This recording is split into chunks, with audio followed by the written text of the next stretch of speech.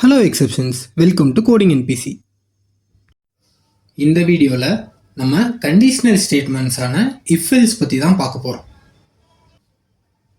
Conditional ஸ்டேட்மெண்ட்ஸ்னால் என்ன, நமக்கு அது எதுக்கு தேவைப்படும், அதோட practical examples and coding implementation தான் இந்த வீடியோவில் கவர் பண்ண போகிறோம். வாங்க வீடியோக்குள்ளே போகலாம். ஃபர்ஸ்ட்டு கண்டிஷனல் ஸ்டேட்மெண்ட்ஸ்னால் என்னென்னு பார்ப்போம். ஒரு ப்ரோக்ராமை டிசிஷன்ஸ் மேக் பண்ணுறதுக்கு ஹெல்ப் பண்ணுற ஒரு ஃபேக்டர் பேர் தான் கண்டிஷனல் ஸ்டேட்மெண்ட்ஸ். இந்த கண்டிஷனல் ஸ்டேட்மெண்ட்ஸ் இல்லைனா ப்ரோக்ராம் ஒரு ஃப்ளெக்சிபிலிட்டியே இல்லாமல் ரன் ஆகும். ப்ரோக்ராம் ரன் பண்ணுறதுக்கு ஃப்ளெக்சிபிலிட்டி கொடுக்கறதுக்கு நமக்கு கண்டிஷனல் ஸ்டேட்மெண்ட்ஸ்லாம் தேவை. இந்த கண்டிஷனல் ஸ்டேட்மெண்ட்ஸான இஃப்எல்ஸை நம்ம இப்போ பார்க்குற ஆர்டிஃபிஷியல் இன்டெலிஜென்ஸ்லேருந்து ஒரு பேசிக்காக அத்தன்டிகேட் பண்ணணும், ஒரு யூசர் நேமும் பாஸ்வேர்டையும் கரெக்டாக மேட்ச் ஆகுதான்னு அத்தன்டிகேட் பண்ணுறதுக்கு கூட நமக்கு இஃப்எல்ஸ் தான் யூஸ் ஆகுது. நம்ம இப்போ பார்க்குற ஏஐ எல்லாமே சின்ன சின்ன பிளாக்ஸ் ஆஃப் இஃப்எல்ஸ் தான் நமக்கு ஒரு ஏஐ அல்காரிதமோ இல்லை ஏதோ ஒரு பெரிய டாஸ்கையோ மேக் பண்ண யூஸ் ஆகுது. ஸோ ரொம்ப பேசிக்காக இருந்தாலும் இந்த இஃப்எல்ஸ்ன்றது ப்ரோக்ராமிங் லாங்குவேஜஸ் பொறுத்த வரைக்கும் ரொம்ப இம்பார்ட்டண்ட்டான ஒரு டாபிக். இஃப் எல்ஸ் இதெல்லாம் ரொம்ப காமனாக யூஸ் பண்ணக்கூடிய கண்டிஷனல் ஸ்டேட்மெண்ட்ஸ். ஸ்விட்ச் கேஸை நம்ம ஒரு சில ரேர் கேசஸில் யூஸ் பண்ணுவோம். அடுத்த வீடியோவில் நம்ம ஸ்விட்ச் கேஸ் பற்றி பார்க்கலாம். இஃப்எல்ஸோட சின்டாக்ஸை ஓட்டிங் சிஸ்டம் மாதிரி ஒரு ஈஸி எக்ஸாம்பிள் வச்சு புரிஞ்சுக்க ட்ரை பண்ணலாம். ஃபஸ்ட்டு ஏஜ் ஈக்குவல் டு 25ன்னு டிக்ளேர் பண்ணியிருக்கோம். இஃப் ஏஜ் இஸ் கிரேட்டர் தென் 18, இதுதான் ஒரு இஃபோட syntax. If age is greater தென் 18 இது ரொம்ப சிம்பிளான இங்கிலீஷ் லாங்குவேஜை அப்படியே கோடில் கன்வெர்ட் பண்ணுற மாதிரி தான் இருக்கும். நம்ம இங்கிலீஷில் எப்படி பேசுகிறோமோ அதே மாதிரி தான் இஃப்எல்ஸோட கண்டிஷன்ஸும் இருக்கும். If age is greater then 18 you can vote. Else, அதாவது ஏஜ் 18 கம்மியாக இருந்துச்சுன்னா யூ கான்ட் ஓட். இவ்வளோதான் இதோட சின்டாக்ஸ். அடுத்த எக்ஸாம்பிளில் நம்ம ஆட் நம்பர் ஈவன் நம்பரை செக்ரிகேட் பண்ணுறதுக்கு இஃப்எல்ஸை எப்படி யூஸ் பண்ணுறதுன்னு பார்க்கலாம். So if number modulus 2 equal to 0, which means ஒரு நம்பரை 2ஓட மாடுலஸ் பண்ணுறப்போ ரிமைண்டர் 0வாக இருந்துச்சு அப்படின்னா அது ஈவன் நம்பர், எல்ஸ் அது odd. Number percentage 2 equal to 0ன்றப்ப 3 modulus 2 remainder 1, which is an odd number. இப்போ ஒரு 10 மாடுலஸ் 2 பண்ணோன்னா remainder will be 0, which will be a even number. அடுத்து நெஸ்டட் இஃப் ஸ்டேட்மெண்ட்ஸ் பற்றி பார்க்கலாம். பேசிக்காக ஒரு இஃப் ஸ்டேட்மெண்ட்குள்ளே இன்னொரு கண்டிஷனல் ஸ்டேட்மெண்ட் இஃப்எல்ஸ் இருந்துச்சு அப்படின்னா அதை தான் நம்ம நெஸ்டட் இஃப் ஸ்டேட்மெண்ட்ஸ்னு சொல்கிறோம். இந்த எக்ஸாம்பிளில் நம்ம அந்த ஓட்டிங் ஏஜ் பார்த்தோம்ல, அதையே இன்னும் கொஞ்சம் என்ஹான்ஸ்ட் எக்ஸாம்பிளாக பார்ப்போம். இஃப் ஏஜ் இஸ் கிரேட்டர் தென் 18 அவனால் ஓட் பண்ண முடியும். செகண்டாக if is country is equal to இந்தியான்னு செக் பண்ணுறோம். அதாவது அவனோட ஏஜ் கிரேட்டர் தென் 18 இருந்து அவன் ஒரு இந்தியனாக இருந்தான் அப்படின்னா அவனால் ஓட் பண்ண முடியும். Else is not an Indian, so அதனால அவனால் ஓட் பண்ண முடியாது. பேசிக்காக இஃப்ல இருக்கிற கண்டிஷன் சாட்டிஸ்ஃபை ஆயிடுச்சு அப்படின்னா எல்ஸ் கண்டிஷன் எக்ஸிக்யூட் ஆகாது.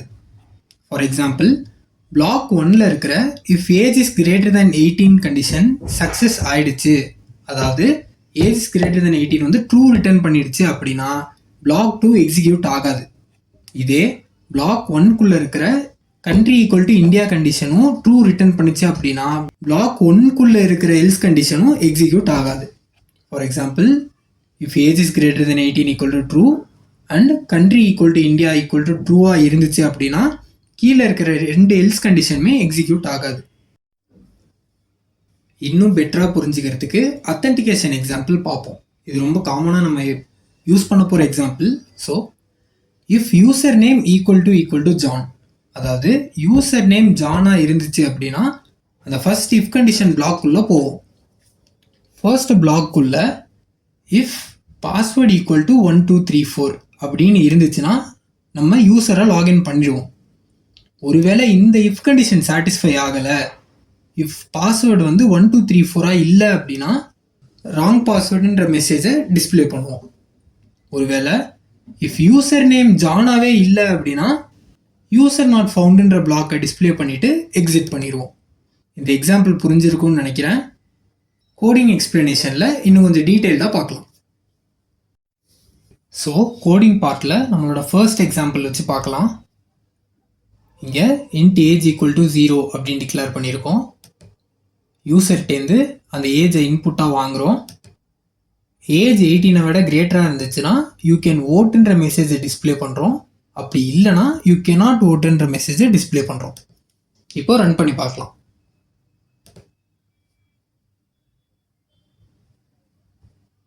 stdio.h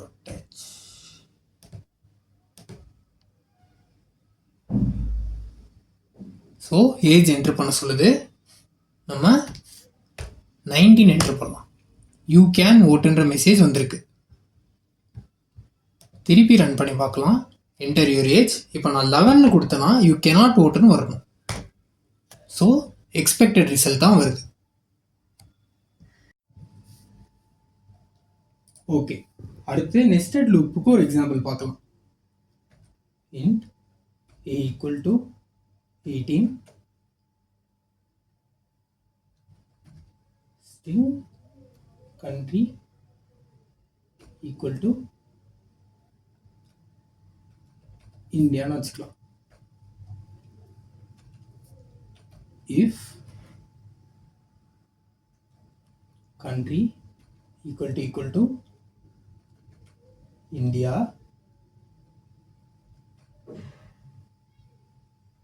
if a equal to 18,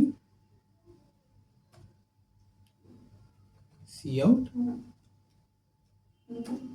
you can vote, else zoom in பண்ணிட்டா. okay, else cout you can't vote.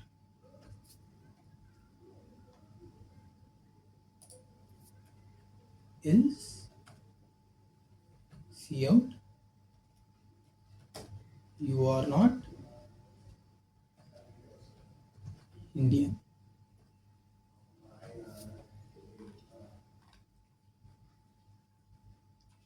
okay, நம்ம என்ன பண்ணலாம், இது எடுத்துட்டு இது டைனமிக்காக வாங்கிக்கலாம். scene a scene country. இப்போ ரன் பண்ணலாம். ஃபஸ்ட்டு ஏஜ் வந்து 18 தரலாம், country India. So you can ஓட்டுன்ற ஆன்சர் வந்திருக்கு. விச் மீன்ஸ் இந்த இஃப் கேஸும் ட்ரூன்னு வந்ததுனால நமக்கு ஃபஸ்ட்டு பிளாக் இந்த இஃப் கேஸ் எக்ஸிக்யூட் ஆயிடுச்சு. சப்போஸ் நம்ம ஏஜ் வந்து ஓகே நம்ம ஏஜ் 17 கொடுத்துட்டு கண்ட்ரியை இந்தியா அப்படின்னு கொடுத்தோம்னா யூ கான்ட் ஓட்னு வருது. விச் மீன்ஸ் இந்த இஃப் பிளாக் ஃபெயில் ஆனதுனால இந்த எல்ஸ் பிளாக் எக்ஸிக்யூட் ஆயிருக்கு. திருப்பி ரன் பண்ணலாம். ஏஜ் வந்து 18, இது டசன்ட் மேட்டர். கண்ட்ரியை நம்ம இப்போ இந்தியா கொடுக்காம ஆஸ்திரேலியா அப்படின்னு கொடுத்தோம் அப்படின்னா யூ ஆர் நாட் அன் இண்டியன்னு வருது. விச் மீன்ஸ் இந்த ஃபர்ஸ்ட் இஃப் பிளாக்கே ஃபால்ஸ்னு வந்ததுனால இந்த எல்ஸ் பிளாக் எக்ஸிக்யூட் ஆயிடுச்சு. இதுதான் நெஸ்டட் லூப்போட எக்ஸாம்பிள். ஓகே, சொல்லி கொடுத்த எக்ஸாம்பிள்ஸ் எல்லாம் புரிஞ்சிருக்கும்னு நினைக்கிறேன். இதை வெறும் பார்த்துட்டு மட்டும் இல்லாமல் நம்ம தியரியில் பார்த்த எக்ஸாம்பிள்ஸை நீங்கள் கோடிங் மூலியமாக சால்வ் பண்ணி பாருங்கள். ப்ராக்டிஸ் பண்ண தான் இது இன்னும் கொஞ்சம் ஈஸியாகும். தேங்க்யூ ஃபார் வாட்சிங். See you in the next video.